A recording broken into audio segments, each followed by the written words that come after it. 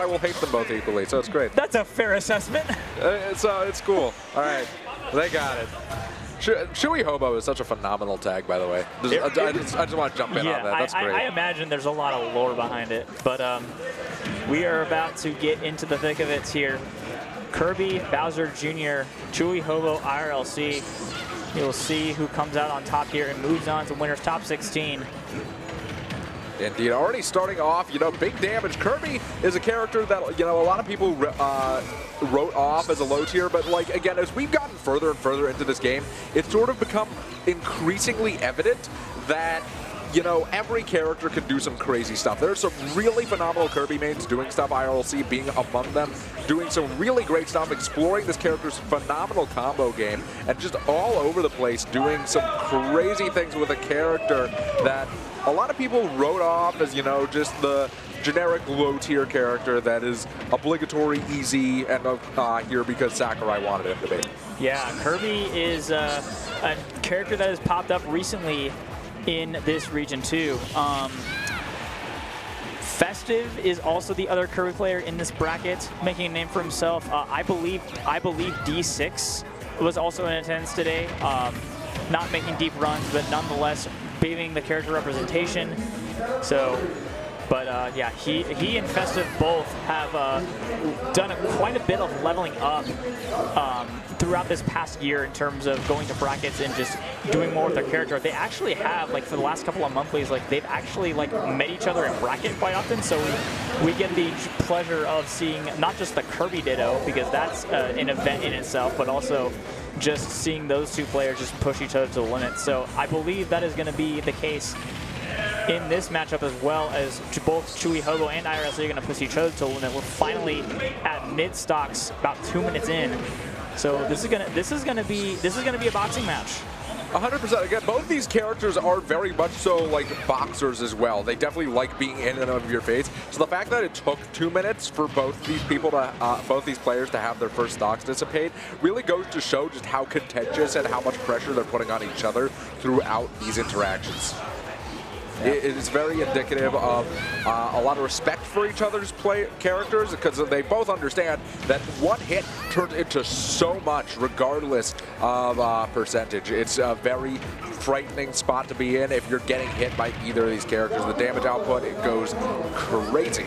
Especially with what you've got on the kit of Bowser Jr. You've got the Clown Car literally doing anything, and figuratively you got the Mecha Koopa with the threat of long range and short range damage. Irlc has had to deal with quite a little bit of that, but nice read there with the F smash. That was a little too close for comfort. We might have had a potential burnout there from the side of the Clown Car, but nevertheless, he's still got to take that stock. That's a really good job of catching Mecha Koopa. Indeed, yeah, Irlc has been playing very solidly so far, is down a little bit in percentage, but again, Kirby's combo game, especially at those low to mid percents, can absolutely make up this sort of deficit. As he gets the stock off, ChewyHobo is not in any position to rest in his laurels. No, absolutely not, especially, like you mentioned, you've got quite the combo game coming out from both players, but also Kirby, if he's able to do it, and he's starting to get back into the form a little bit here too. Oh my goodness, that was a little scary. Is sometimes that up smash, depending on what character you are, it can just kind of suck you up like Captain Falcon's does, and just there's nothing you can really much do about it. Irlc in a frightening position of his own, 119% on a character that is known and famously light. Definitely has to be extremely cautious, because Bowser Jr. has no shortage of tools that he can utilize to close out this stock. That Clown Car exploding being one of them. Just a great catch, covering pretty much everything there. Going high, going low. He's here, he's there, he's everywhere, man. Yeah, Irlc did what he could in that situation, but as you see both of them laugh it off before locking into the stage counter pick. He just did what he could in that situation, and knowing that they're both lightweights, they'll just guess I'll die. So it'd be that way. It'd absolutely be that way. No, again, it's just sort of a question of finding your opportunities and your openings, making the most out of them, and of course not giving Bowser Jr. what he wants. Now, or I guess Morton in this case. We got to be precise and proper. You don't want to see what Bowser looks like when he's mad. Oh, no, you don't. You might, depending on how some seeding things are going in matches. We might see a Bowser later on stream. We'll see. Ooh. But we've gone to Battlefield, which is very interesting because they can be there's good more combo potential from both of these sides, especially the fact that Junior. This is one of Junior's better stages. I had the pleasure of playing quite a bit of friendlies with TM7 Zap at Coinbox IRL 2 weeks ago today, and seeing what that young prodigy can do with the character. Battlefield was a common pick for him just because of the vertical combo game that Junior has and the threat it possesses, and also the side here too, as you're seeing a little bit more of it on display, more from the horizontal, but jumping up, especially with that up tilt, maybe tossing the Mega Koopa up. But so far, so good here for ChewyHobo in game number 2. Yeah, as you were saying before, this is definitely a really strong stage for Bowser Jr., the vertical combo game. That up air really just sort of turning him almost into like a Mario-esque combos. You definitely have to be extremely careful, and of course having a lot of landing options beneficial for both of these characters. Kirby, you know, has a lot of air flexibility, but not a lot of air mobility, if that makes any sense. You have a lot of time to stay up there and mix up your landing timings, but you can't really get away, especially from a character like Bowser Jr. if he's dragging you. Yeah, that's the unfortunate disadvantage of being floaty. Your airspeed, like you may have it, you may have good mobility, but it's not perfect. Oh. Dare spike, there it is. What a turnaround from the ledge. Irlc able to get a good call out. Not going to die to that back air just yet. But again, Kirby, you're seeing just how close it is. Hold on just a second. That's death. Irlc. Oh my goodness. With an insane call out. What a turnaround. Oh my God. All of this started from like a grab into edge guard into grab going. You saw ChewyHobo in the player cam kind of going like, what the hell happened before all of that happened. And Irlc just kind of pulled absolutely like what might have been so far the clip of the stream from almost absolutely nothing. And that was incredible. You know, that's definitely it's also got to have its mental toll as well. Like, just aside from the fact that it put Irlc into the lead this set, or at least this game, it is also got to be mentally taxing. Now, again, you have to find that closing stock on the Kirby. 158%, so just about anything will do it, but it's still a mentally taxing behavior. And Kirby can be on the evasive side. You see Irlc, no stranger to utilizing those crouches, barely dodging the explosion as well. He's holding on tight, but Yep. Our monitor cut out again. Yeah. So we're back. We're able to cast again. We can do our job. But it just that sequence happens so quickly, and you're right. Like ChewyHobo is starting to bring this back a little bit, but Irlc like still has a bit of that momentum still going, and the objective is win this game and force at least to game 4. Get yourself back into that winning scenario. Yeah, it's a bit of an uphill battle, but it's definitely doable. Again, between these two, like just talking strictly weight-wise, Bowser Jr., one of the heaviest characters in this game. It's not really something that people think about. Oh my God, these jab checks are driving me up I had a little bit of a war flashbacks there. Oh my God, dude, those jab checks, incredible patience from Irlc in that situation.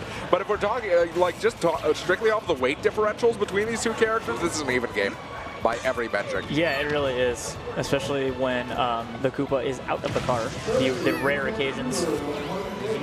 Got to be extremely careful here. Irlc going low, dodging the explosion from the Koopa car, able to get back on the ledge, but playing extremely careful. Great up B reversal to get back into neutral. Phenomenal stuff, and that's a huge back air as well, pushing.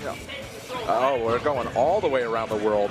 Now, again, I'm surprised we didn't see that earlier, because there's quite a bit of characters that can do that in this game, but you don't see too much from Junior. Up tilt almost killing, not quite yet. Irlc playing extremely cautious. That's the nair, not going to do it just yet, but setting him coast to coast. ChewyHobo needs to find an opening and fast if he wants to be able to take himself further into the set lead. And it's a very scary position for both these players. So incredible stuff for them. Both of them having nerves of steel. The forward air going to be enough to do it. Irlc evening up the set count. Yeah, very well done by Irlc, as you said. Very tightly contested, very scary too. That was a 5-minute game, and more of that is probably going to be prevalent in this set as we get a little closer to more of just what you've seen before. Like we alluded to it at the beginning of the set that this is going to be a very tightly contested boxing match, and we're seeing all of that and more. Oh, 100%. Again, what's really huge here, though, again, IRLC managing to clutch out that game, too. It was extremely close, even with that disgustingly early stock that we saw IRLC get. ChewyHobo had that really too close to count. Really quite the hairline. That's a great catch from Ledge, but yeah, no, and most of it just seems to just come out of nowhere, dude. Like, this is we haven't gotten this start from any of the games in this set so far, so we've got a little bit of just how games 1 and 2 went for each player that won them, but now is going to be to figure out like who pulls ahead here, because you've got, like we alluded to earlier, you've got a really good back and forth just overall mental game between the players, and then the boxing match between the characters themselves. So there's not going to be a whole lot of room for errors. You saw the very close ending to game number 2. Yeah, looking for a big up smash there, too. You can see IRLC, you know, looking for these bigger call-outs. It kind of needs to, you know, you got to make those big plays, because if you give Bowser Jr. the opportunity to stay alive, he's going to kill you at 100 with a jab. Because this is a thing that this character can do. We don't talk about it nearly enough. We talk about it, and we still don't talk about it. It's the same thing of like, yes, we are MDVA, we have these obscure characters, but there's only 2 of them really that come out, other than OneDrive and signed in. Not a whole lot of junior action in this region. Yeah, good forward air there. Not able to convert it into a combo, unfortunately. That's going to be an up smash. Not going to be able to convert it into an up air either. We're getting these little bits of pokes back and forth, but not converting it to anything huge just yet. Crazy back and forth. It's about time. Yeah, but yeah, no, not a lot of punish on the one side from the part of ChewyHobo onto IRLC, as you see a little bit. IRLC finally did what everybody who enjoys watching Kirby wants them to do, take the ability hat. And speaking of watching what characters want to do, you saw the classic junior combo, the explosion from the Mecha Koopa, and then from the car, that illustrious back air, taking the stock there from ChewyHobo. And already Chewy turning that into a huge opening to start that stock off. A quick 47 on the board, going to be able to turn it into 68 real quick. And that's the forward smash. Is that death? Yes, it is. ChewyHobo here with on a mission, man. You know, after that game number 2, it was a little too close to call. Just locked in for game 3. Now 1 game away from continuing his winner's side run. IRLC, though, taking it like a champ. You see him laughing it off a little bit. You got to keep that mental composure. Great camaraderie between these 2. Yeah, exactly. Quick update on mainstream. Joe Ragnarok and Wuzen has gone to game number 5 here on the mainstream, so that is going to be a tightly contested one. Ragnarok taking the first stock here. Going to Callus for game 4. Interesting. Indeed. A very curious pick. Again, trying to space things out, it looks like. IRLC trying to use a little bit more room, maybe stay alive a bit longer. But again, you know, now you have to play a game of catch-up perpetually with the Speedster. You know, ChewyHobo having so many options when it comes to mobility, just naturally being decent mobility-wise, and then, of course, having the cart to zip around the stage. It's going to be a lot of catch-up work for IRLC during this match, but once he gets these openings... The footstool! Hello! Yeah. No, like you said, any, like, glaring difference in mobility, like, especially on the ground game, especially now that we've gone to a stage like Callus that has a pretty wide-open center stage, it's gonna make them both think a lot more, not just from the fact that ChewyHobo's on set point, but how much of a big deal IRLC needs to make this comeback game. Very nice reversal with the uppy, but just out of range is ChewyHobo. Indeed, a very frightening back and forth, but IRLC so far starting off really strong, has a respectable lead under toe. The question is he going to be able to get this stock off of ChewyHobo before he's able to equalize these percents a little bit more? So far, it's looking rough. And again, you know, Bowser Jr. being, I believe, in the top 10 for heaviest characters in this game. It's a very bizarre deceptively heavy. Yeah, sometimes weight class in this game is very confusing. Looking at you, Sephiroth. Oh, yeah, let's not even get started with that. But yeah, no, IRLC able to take the first stock, recovering just a little bit too high and getting scooped up by that forward smash. It is insanely good, and even if it whiffed, it's basically unpunishable. So, you know, just a huge option there from ChewyHobo, getting those stocks back to even. Irlc, you know, it's taking a little bit of a beating to open the stock up here, getting juggled around and going way out there, just a hair away from eating an explosion and possibly losing the stock. But we're going to see Irlc finding that opening. Following up with a beautiful combo. That was a great conversion. Indeed, phenomenal work. Quick 0 to 63, basically putting us on even playing field once again, which is exactly what Irlc needs to stay in this game. A disadvantage of any sizable proportion here is exacerbated so much by Morton's weight. Morton doing as much edge guarding as he can. Impact on both explosions from the car and the Mecha Koopa. Going very low with that canceling stone. Those huge for Irlc and the edge guard there from ChewyHobo. Irlc on winner stock here. It's a very awkward position to be in, but it is still a doable position. Got to be very careful with how you play around land. Going for the re-grab, stalling out that Mecha Koopa, but getting scooped up by that up tilt. Not going to turn into anything too substantial. Just going to let him recover. What's the play here? Nothing. No, let's spit out into up tilt. Okay, I like it. I see the vision. Yeah, probably is more focused on getting damage. As you saw a little bit of the inhale, and I believe, yeah, it was last game.